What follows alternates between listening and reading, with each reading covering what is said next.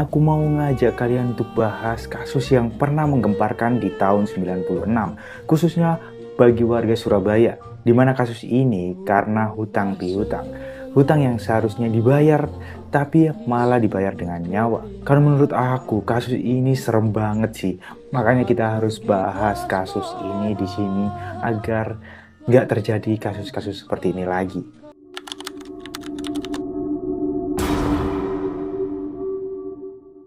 Nyonya Astini Sumiasi atau lebih dikenal dengan nama Bu Astini yang lahir pada tanggal 22 September 1955.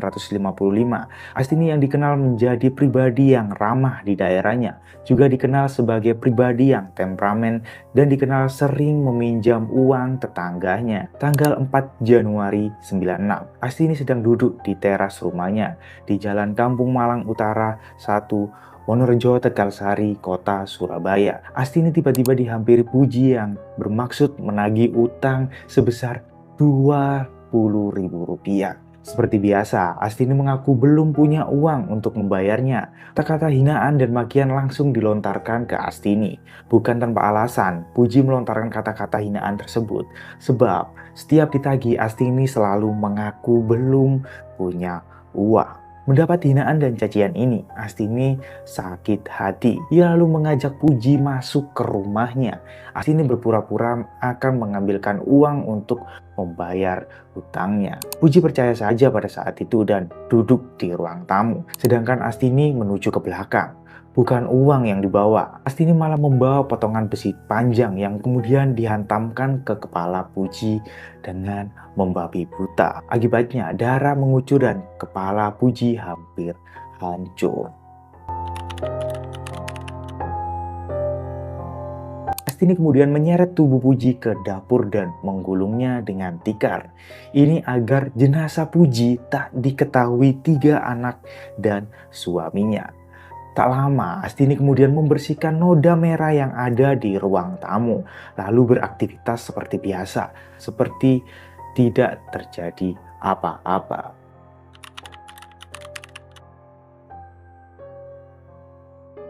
Malamnya, sekitar pukul 2 waktu Indonesia Barat, Astini melakukan aksi kejinya lagi. Potongan tubuh itu dimasukkan ke dalam 10 kantong plastik. Astini kemudian membuang kantong-kantong berisi bagian tubuh Puji ke sejumlah tempat sampah dan sungai. Sedangkan pakaian dan kunci motor korban dibuang ke sumur di belakang rumah. Di sisi lain, di hari berikutnya, keluarga Puji Astuti mulai bertanya-tanya karena Puji tidak pulang di malam itu. Keluarga mulai melakukan pencarian dan melapor ke pihak berwajib.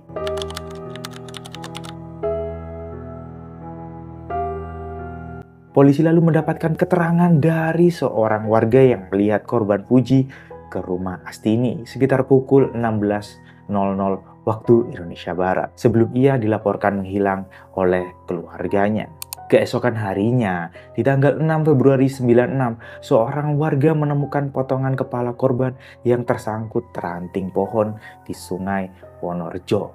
Dari temuan inilah kisah kekejian Astini kemudian terungkap. Berita penemuan itu terdengar ke telinga Agus Purwanto, adik dari Puji Astuti. Ia mengaku kehilangan kakak perempuannya bernama Puji Astuti, yang juga warga Kampung Malang. Puji dikabarkan menghilang dari rumahnya sejak 4 Februari tahun 96. Agus kemudian berusaha mendatangi kamar jenazah Rumah Sakit Umum Dr. Sutomo untuk mengidentifikasi potongan kepala yang ditemukan. Agus rupanya mengenali potongan kepala itu. Itu adalah kakaknya, Puji Astuti yang hilang. Dari hasil penyelidikan, polisi lantas menangkap Astini Sumiasi. Awalnya, Astini mengelak telah membunuh, namun setelah dicecar sejumlah pertanyaan dalam interogasi dan kebohongan tidak bertahan lama, akhirnya ia mengakui membunuh Puji Astuti. Ia mengaku jengkel karena dimaki dan dihina oleh korban pada saat ditagih hutangnya. Kepada polisi, Astini menuturkan kronologis pembunuhan tersebut.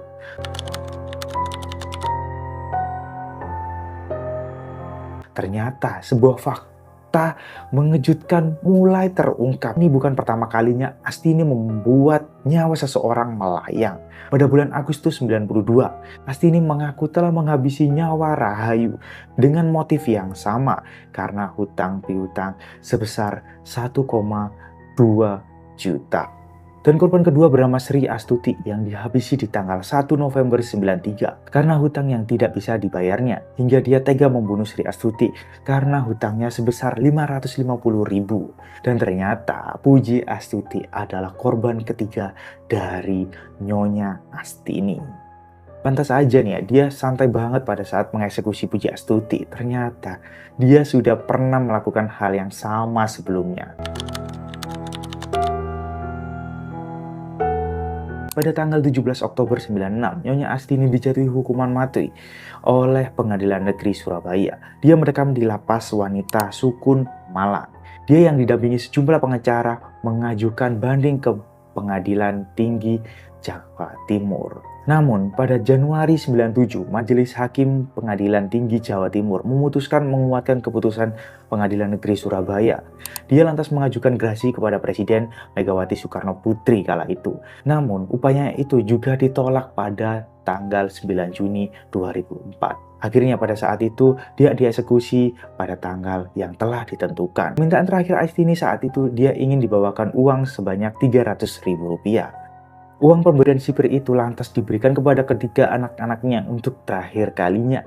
Astini juga menitipkan pesan kepada keluarganya bahwa ia sudah ikhlas menerima hukuman mati. Sebelum eksekusi, Astini dipindahkan dari lapas Sukun Malang ke Rutan Medaeng Sidoarjo untuk menjalani masa isolasi selama 5 hari dari 15 sampai 19 Maret 2005. Selama menjalani masa isolasi, Astini sempat dijenguk Supilin, suaminya, dan beberapa orang anaknya.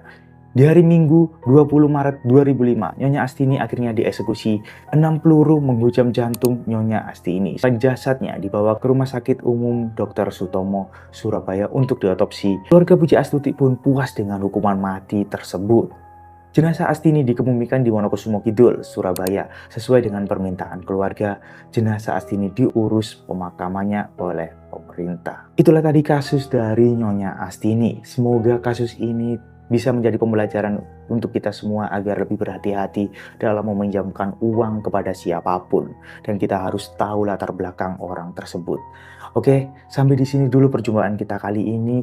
Semoga ini bisa bermanfaat untuk kita semua. Dan semoga ini bisa menjadi pembelajaran agar kita lebih berhati-hati dalam memilih orang untuk dipinjami uang. Oke, aku Mangici, terima kasih sudah mampir di video Misteri Dua Dunia case kedua yang sudah aku bahas. Sampai jumpa di next case yang akan kita bahas. Bye-bye.